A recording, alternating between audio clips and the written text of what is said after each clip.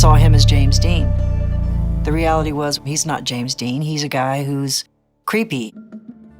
3 years after the heartbreaking loss of Naomi Judd, her daughter Wynonna finally opens up, breaking a silence that has weighed heavy on fans, family, and the legacy of country music itself. Behind the spotlight was a story of anguish, love, unresolved pain, and now the truth begins to rise. How do you grieve a mother whose pain was louder than applause? And how do you find your voice when the world only wants to hear your songs, not your sorrow? Join us as we uncover the haunting final moments, the emotional aftermath, and the strength it took to speak. Naomi Judd's daughter breaks her silence. 3 years after tragedy. For 3 years, Wynonna Judd, Naomi's daughter and musical partner, kept much of her pain away from the public eye. While tributes poured in and headlines dissected the autopsy, Wynonna barely said a word until now. What shocked the world, more than Naomi's death, was the discovery of a note reportedly found beside her body, one that appeared to direct blame at Wynonna. Here's the interesting part. Though the family has kept its full contents sealed, early law enforcement leaks described it as emotional, fragmented, and most troublingly, filled with blame. While the complete note remains private, excerpts and expert evaluations confirmed Naomi had written it. Her handwriting was uneven, and the ink faded in places as if she had stepped away mid-thought, only to return and continue in painful bursts of emotions. The note carried resentment, regret, and a sorrow too vast to be spoken aloud. Some words were reportedly crossed out, others circled, underlined. Naomi had tried to explain the anguish behind her actions. She tried, in her final moments, to be heard in a way she hadn't felt heard in years. Naomi had apparently written that she felt misunderstood, judged, and unsupported, especially in the days leading up to her death. Additionally, the autopsy laid bare the physical scars that Naomi carried. Scars which were reminders of both illness and cosmetic surgery. From a facelift that left a thin, surgical line across her scalp to scars around her knees and eyes and the unmistakable traces of past body-altering procedures, the findings shocked many. Some critics asked why these details mattered. Wynonna answered that her mother had always been trying to fix her pain, and she had hoped that through these surgeries she'd look good and feel good enough too. Yet the timeline of that tragic day is what haunts them the most. Naomi Judd was found at exactly 10:57 a.m. on April 30th, 2022 by her family. Emergency responders rushed her to Williamson Medical Center, where she was pronounced dead shortly after noon. It all unfolded just one day before she and Wynonna were to be inducted into the Country Music Hall of Fame. But those closest to her saw the cracks long before the world did. Besides Wynonna, Naomi's younger daughter, actress Ashley Judd, was among the first to discover her mother. Ashley spoke up briefly in the months after Naomi's death, detailing the moment she found her and the immediate aftermath. However, she too withdrew from the public eye after that. Today, Wynonna reveals that they all thought she was getting better. She was smiling, doing interviews, and preparing for the tour. But depression doesn't always look like sadness. Sometimes it looks like someone holding on by a thread. Still, the Judd women now walk with grief as a daily companion. Even now, Wynonna speaks about her mother in the present tense, catching herself often. She describes some mornings as unbearable until she sings. Music, once the bond between mother and daughter, now becomes a way to keep Naomi alive. But the questions, those painful yet persistent questions, still remain. Furthermore, the world still wonders, why now? Why then? Naomi had so much to live for: grandchildren, fans, a final tour, and a public eager to see her shine once more. Wynonna doesn't pretend to have all the answers. Unsurprisingly, Naomi's death triggered a new round of tension and healing within the Judd family. Wynonna admits that her relationship with Ashley has always been complicated. The sisters have leaned on one another in unexpected ways, attending grief therapy and even making quiet appearances together at mental health events, far from the spotlight. Alongside her performances, she has begun advocating for mental health awareness more than ever before. She has launched a private fund to support mental health care access for country artists and road crew members. And finally, Naomi's legacy becomes more than just her music. At long last, Wynonna is learning to separate the music from the memory. She tears up as she recalls their final rehearsal, Naomi's voice trembling, her hand cold. And through it all, the Judds remain a symbol of something real. Even in tragedy, they remain America's country music family. Not perfect, not polished, but human. Naomi Judd's death may have exposed the darkness behind the glamour, but it also brought forward a conversation the world desperately needed to have. And although Wynonna's voice became scarred, yet it was still strong enough to remind us all that healing is a long journey, a silent process, and sometimes it takes 3 long years. But eventually, it finds its way to the surface. That's not all. What the autopsy revealed about Naomi Judd's final moments.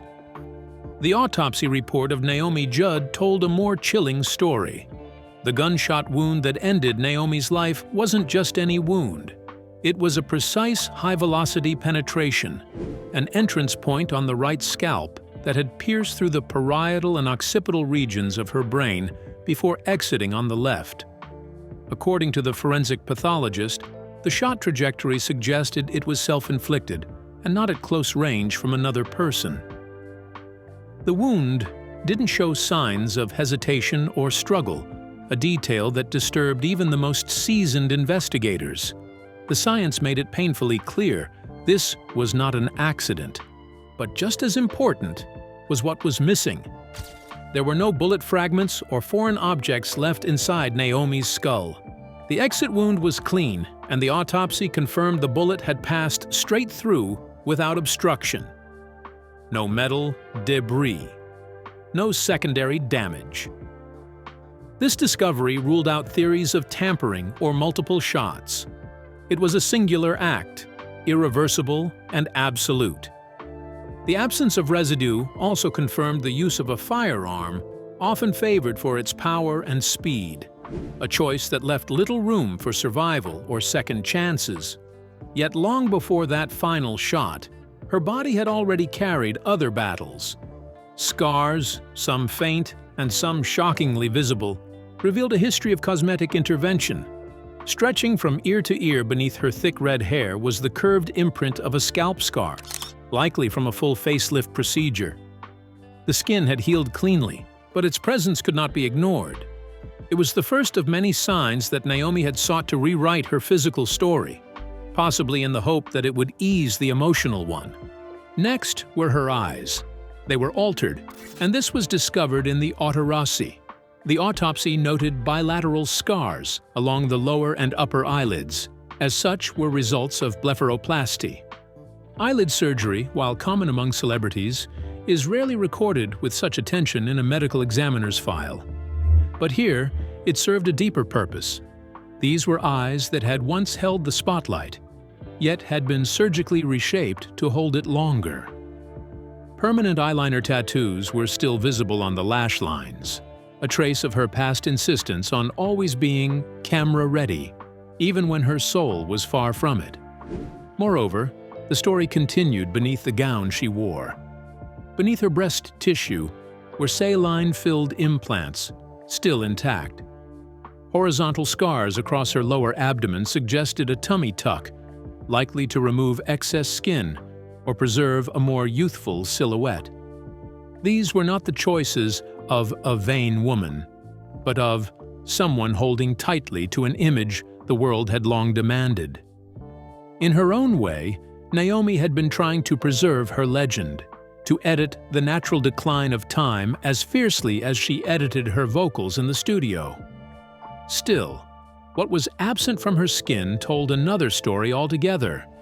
No defensive wounds, no bruises, no fingernail scrapings or signs of external struggle, no finger or palm prints preserved in dried blood. There was nothing to suggest that anyone else had laid a hand on her. Not on that day, not during her final moments. For all the speculation about what happened in that upstairs bedroom, the evidence was chillingly clear. Naomi had been alone. And then came the small, heartbreaking details, the ones not about wounds, but about presentation. Her fingernails were neatly filed. Her hands showed signs of recent lotion application. Her toenails were painted a pale pink with no chips or wear. The polish was fresh. These were the acts of a woman who, even in her darkest moment, still tended to her appearance. It was as if she couldn't let go of the performance. Naomi wasn't ready to be seen undone, not even by death. And as investigators moved about the room, as the surroundings told their own story, her body was found in her own bedroom, still clothed in a soft lavender nightgown. The sheets were unwrinkled. No overturned furniture. No open drawers. No signs of a search, panic, or chaos. Her slippers sat neatly at the foot of the bed. A glass of water, untouched, stood on the nightstand. Her phone, face down. Everything in its place, as if Naomi had planned her exit with painful precision. So then, what does it all mean? The autopsy didn't just reveal a death, it revealed a life of conflict between surface and soul. Naomi's body bore the marks of someone who tried to keep control. Her surgeries, her makeup, her nightly routines, they were all methods of control. Control over a face that aged, control over emotions that wavered, control over the fear of being forgotten. But in the end, even control could not save her. The autopsy made clear what the world had only guessed. Naomi had been performing long before the stage. She had been rehearsing survival until she could no longer hold the note, and even the doctor's final statement read like a closing verse. The examiner concluded that Naomi's physical condition showed no signs of degenerative disease, no stroke, no cancer, no hidden illness that might explain a sudden turn. Her heart was strong. Her organs were healthy for her age. Her mind, however, was beyond the scope of the scalpel. The psychological storm inside her had left no scars on the outside. And yet, it had been the most fatal. Ultimately, this wasn't just an autopsy. It was a confession written in scars, paint, silence, and a bullet. Naomi Judd had lived as a star, burned out in private, and died in a room too quiet for someone once so loud. The physical evidence left behind gave voice to her pain in a way she never could while alive. And though fans mourned her for the voice she gave them, it was the silence she left behind that screamed the loudest. And now, those closest to her are left piecing together the real Naomi. Not just the singer, not just the mother, but the woman behind the wigs and surgery scars. The woman who stared into mirrors and found flaws. The woman who painted her toes but wept in her bed. The woman who wrote letters no one was meant to read aloud. Wynonna and Ashley may never fully understand her final hour, but through the physical and emotional wreckage left behind, they are beginning to see her more clearly. In truth, the autopsy did more than conclude a case. It opened a deeper wound, one that will take far longer to heal. Because sometimes the hardest truths aren't found in the headlines, or even the memories. Sometimes they are carved into flesh and left for the living to find. Stay tuned as we uncover more on Naomi's death. How fame pressured Naomi Judd. Beyond the Edge.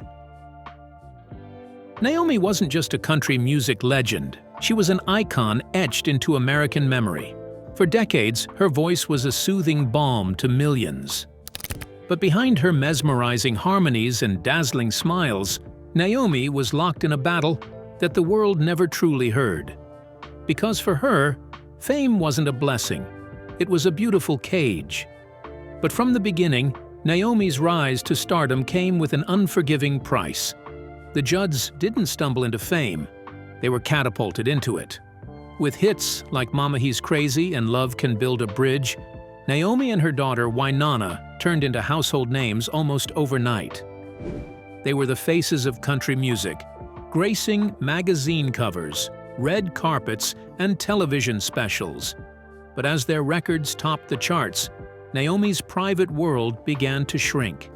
Her life, once full of quiet moments and personal space, became a fishbowl, with fans, journalists, and executives watching her every move. And still, the intimacy between mother and daughter became the epicenter of the storm. Wynonna was not just Naomi's child, she was her bandmate, her artistic partner, and sometimes her greatest mirror. The emotional tension between them was often masked with makeup and microphones, but insiders knew the cost. They fought, they made up, they clashed again.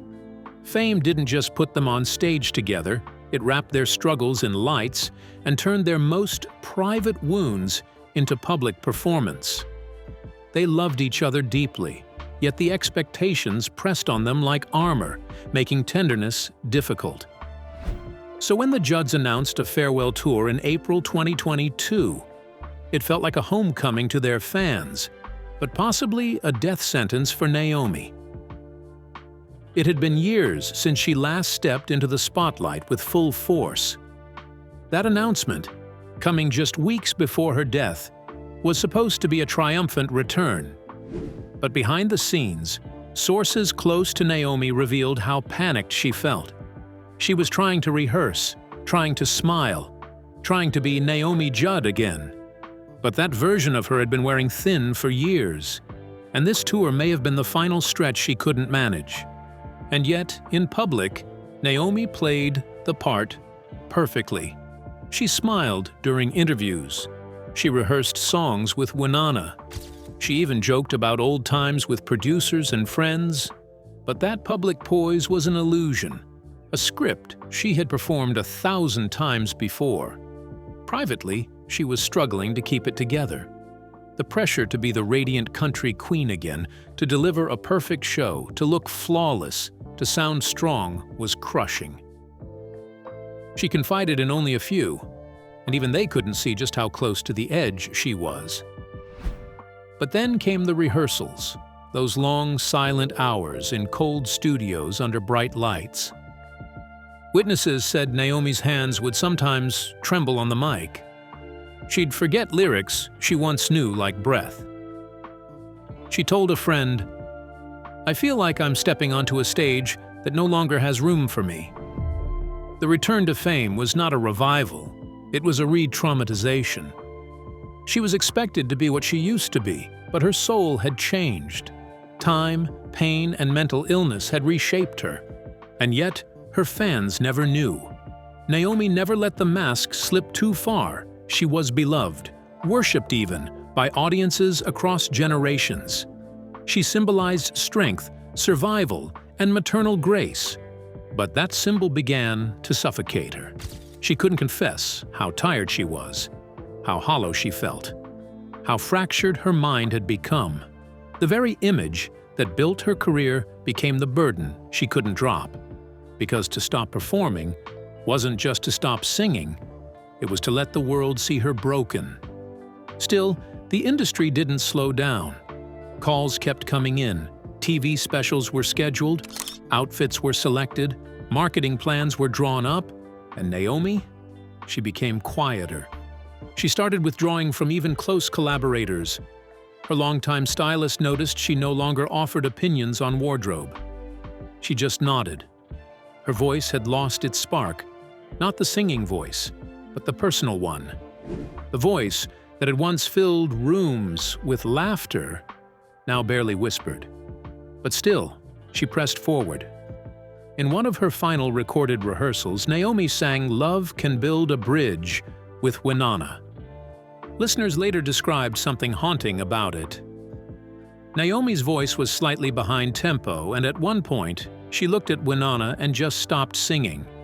She whispered, "I'm tired," and walked off the stage. They resumed hours later. No one pressed her. Everyone assumed she just needed rest. But looking back now, it was a cry for help no one truly heard. And perhaps the most painful truth is this: Naomi Judd, the woman hailed as a phoenix, no longer wanted to rise. Her entire public image had been built on her comeback stories, surviving abuse, overcoming hepatitis, battling depression. She was the woman who could weather anything. But in her final days, that image turned toxic. She didn't want to fight anymore, and yet the world expected her to. But more haunting still was the timing. Naomi died just 24 hours before her induction into the Country Music Hall of Fame, a moment she had worked her whole life for. To outsiders, it made no sense. Why would someone take their life on the eve of such honor? But to those who knew her, the timing made chilling sense. The pressure of standing on that stage, delivering a speech, holding back tears, smiling for cameras. It was too much.